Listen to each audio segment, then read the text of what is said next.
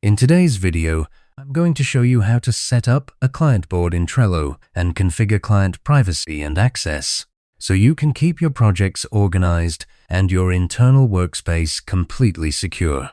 Trello is one of the most flexible project management tools out there, and when you're working with multiple clients, a little upfront setup goes a long way in saving you time and preventing confusion. If you find this helpful, please like and subscribe, and let's get started. Let's begin with the first step, setting up the client board. The best approach here is to create a master board template that you can duplicate for every new client. This way, you never have to rebuild the system from scratch. You just copy the template, rename it, and you're ready to go.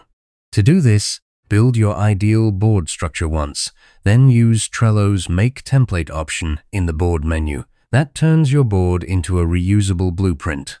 Later, when you bring on a new client, you simply create a board from that template, and all the lists and cards will be waiting for you. Within that template, you'll want a list called Client Overview. This is where you place cards for onboarding documents, communication guidelines, and office hours. Think of it as a one-stop reference for the client to understand how you work, where to reach you, when you're available, and what paperwork they need to have handy. Next, set up a list for active tasks, and use a classic Kanban approach with columns like To Do, In Progress, and Review. This becomes the heartbeat of your project, tracking current milestones and giving both you and your client a visual snapshot of what's moving forward and what's stuck. You'll also want a Files and Assets list. This is a central hub where clients can quickly grab or drop off shared documents, things like brand guidelines, logo files, or completed deliverables. A best practice here is to attach files directly to Trello cards or link to your cloud storage folder so nothing gets lost in email threads. Finally, add a list for meetings and notes. Each meeting gets its own card with the agenda, the Zoom link, and a space for recorded recaps. This keeps your conversations structured and makes it easy to reference decisions later on. Now, let's move to the second critical step, configuring client privacy and access. The last thing you want is for a client to wander into your internal admin workspace or see another client's information. Trello makes this straightforward, but you need to know exactly where to go. Start by inviting the client as a board guest. If you're on Trello's free or standard plans, the board guest feature lets you add someone to a single board without giving them access to your entire workspace. To do that, open the board you want them to see, click the Share button at the top right, and select Invite Board Guests. Enter their email address, and they'll receive an invitation.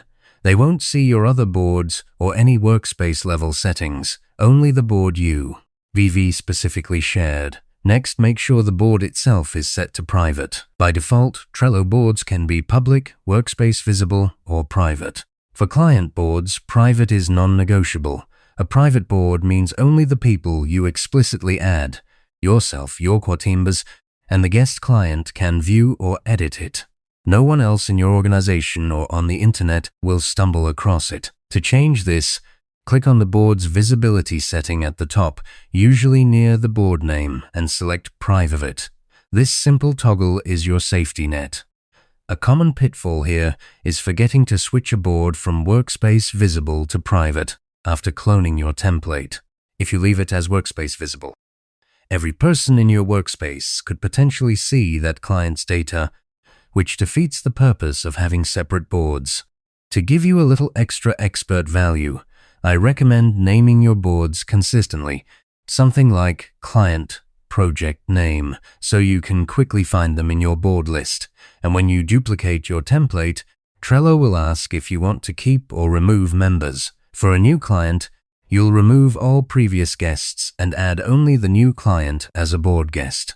This keeps each client's board clean and isolated from every other client's information. And there you have it.